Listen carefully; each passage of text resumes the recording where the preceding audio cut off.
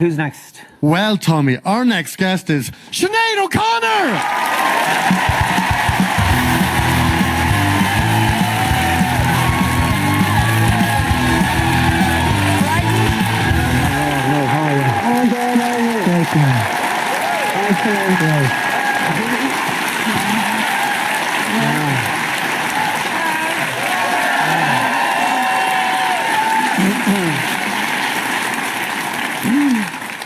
Frightened? Never frightened, no. I'm moved already. Oh, really? Yeah. Oh, good. Yeah. Oh, that's good. I thought you were frightened of me. I was telling him we met on the 50th anniversary of the Late Late, and I said he stared at me like I was going to eat him. You were so frightened looking. There's just from the reception there, there's phenomenal love for you.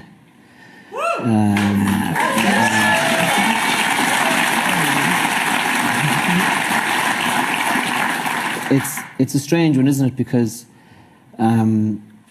you've had troubles, and it's like that can be there. Yeah. And also a profound sense of loneliness can be there as well with you. Well, I think fame is a lonely thing.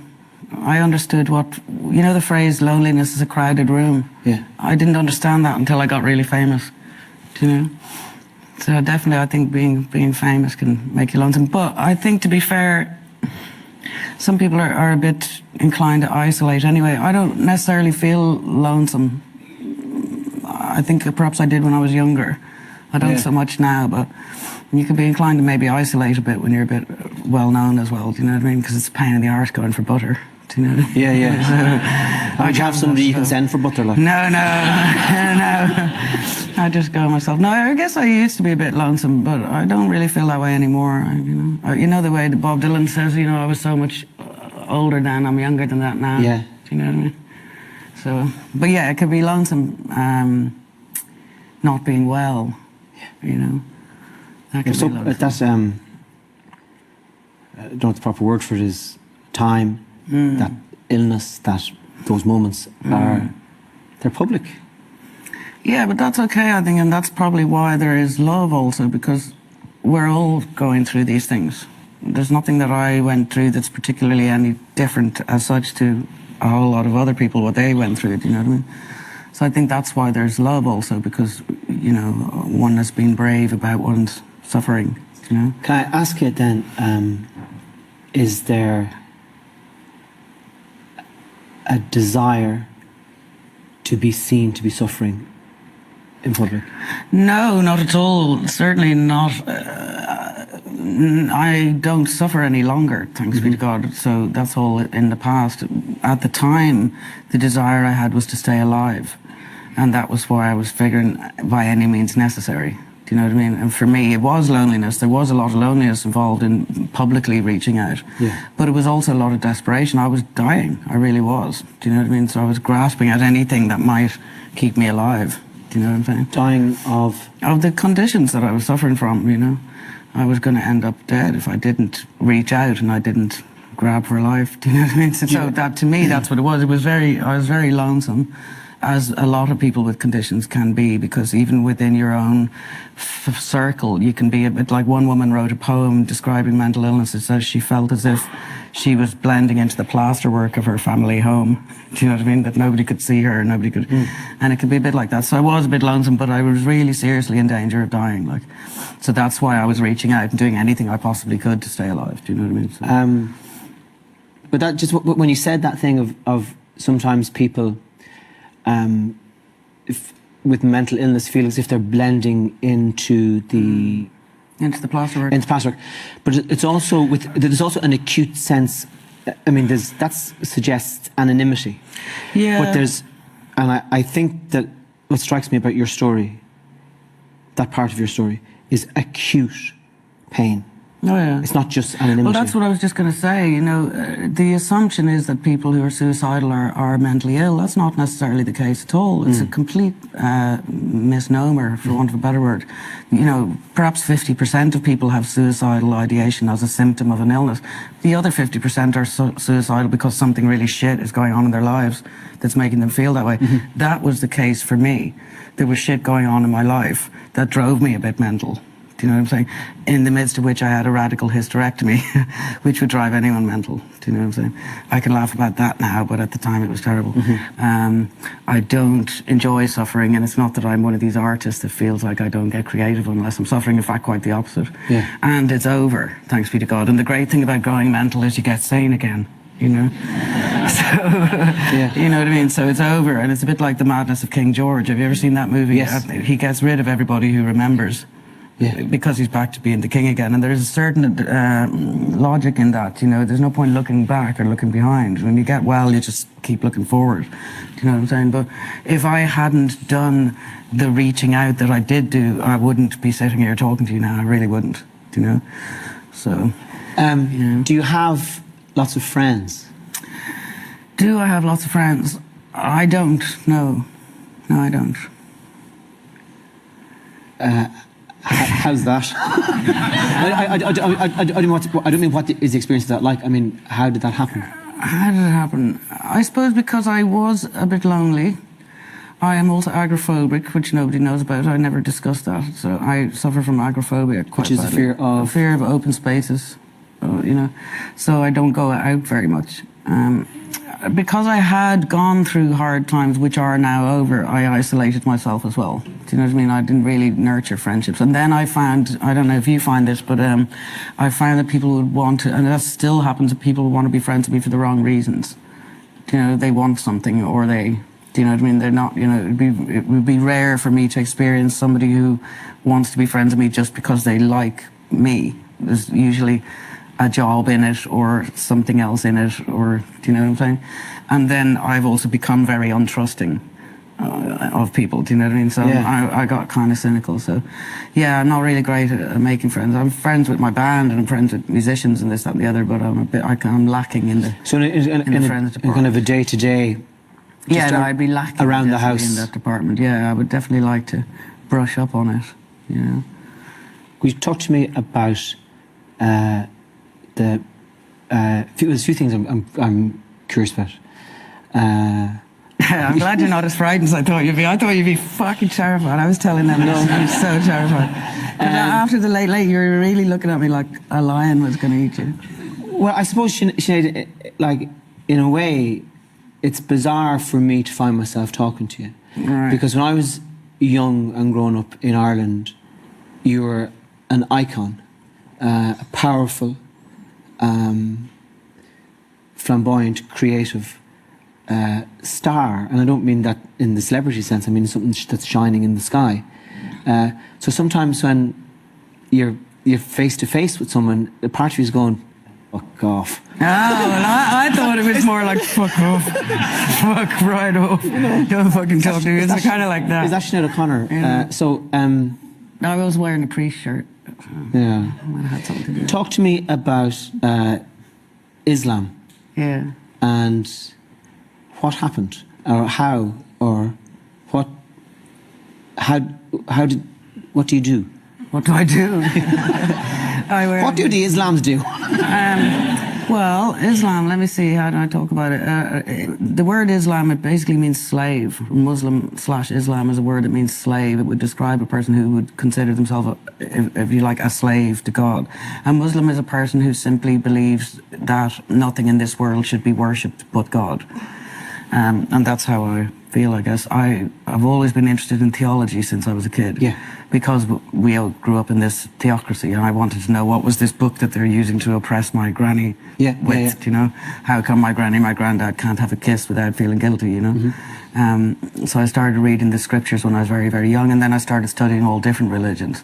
And I never thought I would become one other than the one I was born into, you know? And I had left Islam to last because I had a ton of prejudice about it, actually.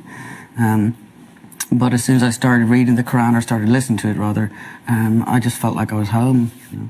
Do you pray? I talk to God, if that's what you call praying. Yes, I believe that's praying. I always did talk to God all day, every day, even when I'm annoyed with it, you know. I always been not religious, but I always been very faithful person. I really do believe there is a God. I don't just believe it, I know it. I don't like the word faith because it implies, it's like Santa Claus, believing in something you don't know.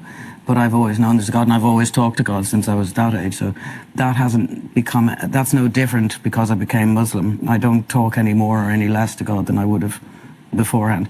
I don't do the 5 times a day prayers and all that. I'm not a strict Muslim, you know. I wear a hijab all the time because that's my statement, I guess, you know. But I don't talk to God any more or less than I did before, you know. Do you have any sense of a reply? Quite often there is a reply, and often it's in the lack of a reply. But yeah, and I've always had replies. That's why I say it's not faith, it's knowledge, you know. I've had mental experiences with prayer, you know. So... What kind? Tell you what. Yeah. Well, and there's no way it was Santa. No, couldn't be, no. But one time when I was a kid, I had the maddest experience when I was a kid, and this is probably what started off my belief. I had a verruca on my toe when I was about 11, and it had been there for about a year, big black fucking verruca, and my sister used to stomp on it when we had rows, you know. So I decided I wanted to get rid of it, and nothing would get rid of this creature. It just wouldn't go. So I was supposed to go into St. Michael's Hospital, and I was delighted I was going to go to the hospital because I was going to get loads of attention, you know, fucking loads of ice cream, no school, I'd milk it for all it was worth, you know. And my granny and my mother the night before put on my toe lured water, and I thought, this pair of crazy bitches, like, would you ever fuck off, you know?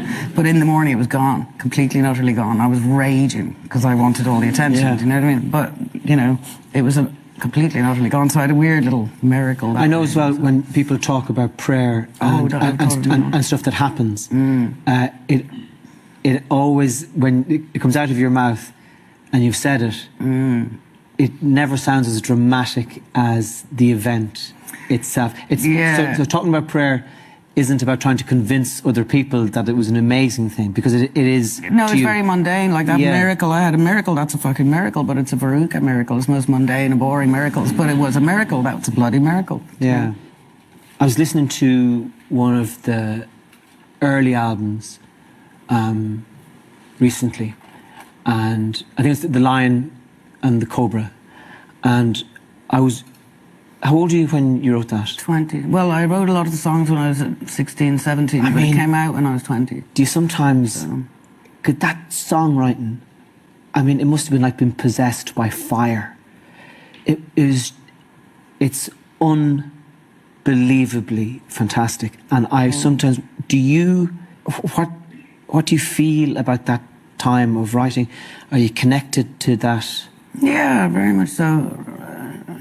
I didn't... My eldest son, he's 32, Jake is his name. He thinks that I have this syndrome. He says there's a thing called imposter syndrome. Yeah. He reckons I have it. Because I have felt a bit like I felt like an imposter. I felt like I didn't really understand why people like the songs. They fell out of me. I didn't try to write them. Do you know what I'm saying? They just fell out. I was really messed up in the head, and there was no such thing as therapy. Yeah. So I just flucked it all into music, you know? And suddenly everybody was... like they're great songs, but I never sat down and said, oh, I'm going to try and write a song right now, or I'm going to try and write a great song, or any of that stuff. I just had a lot of... But even it wasn't just that they're great songs, Sinead, it was the subject matter. They're so diverse. The Troy, Mandinka, what's the name with Joe? No, just call me Joe.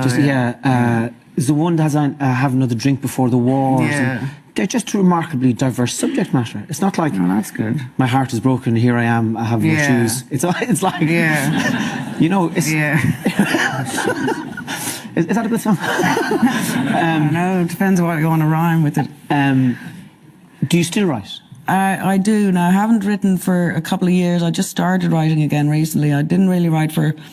since I had the hysterectomy, I wasn't well at all for about 3 or 4 years. I never picked up an instrument, nothing for a few years. But about a year ago, I wrote a song, and I've just started again recently, just tooling with the guitar, and I'm halfway through a song at the moment. But I'm a bit scared. I notice I'm a bit. I don't know what to write about, and kind of, you know, I got a bit of a block going on, you know. but I'll get through it, you know. You're on the road again. I am on the road, yeah. What's that? I'm in the midst of touring at the moment, yeah. What's that like? It's great. It's great. Good fun. It's not fun pooping into bags on a tour bus, but Yeah. I don't know if anyone knows, but you can't go take a hard solid on a tour bus. It's got a note on the door that says no solids. Yeah. So that's not very glamorous, but apart from that, it's pretty good. So we were doing what you call hot bags every day. Yeah, and you got to get up early before everybody else and run out the bus with your hot bag in Belgium and dump it in some bin. Sounds like a mobile prison. Yeah, it is a bit. It is a bit. But it's fun, you get used to it, you know.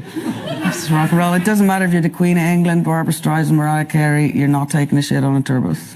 They don't care. Now, I think it makes for a great book. I've got this idea for a book called No Solids, because everybody's got... Exactly.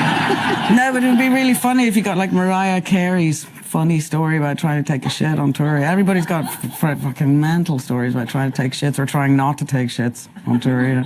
So anyway, this is all we were talking about on tour, and of course it all came around to nothing compares to poo. That was so we were going to try and sell it, you know, sell Sinead O'Connor's hot bags.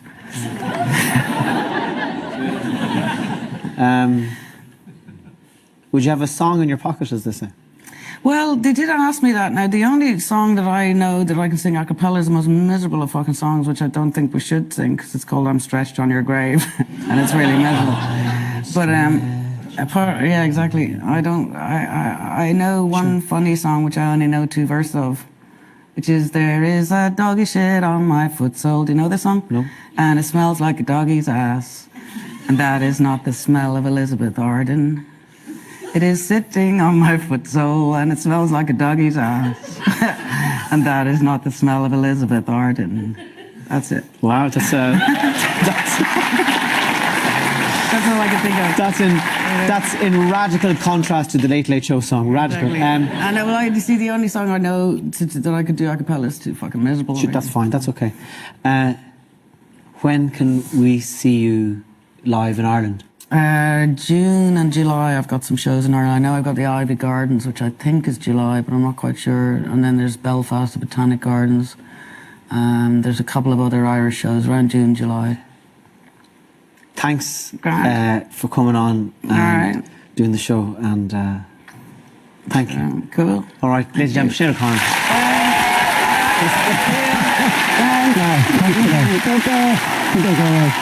Thank you.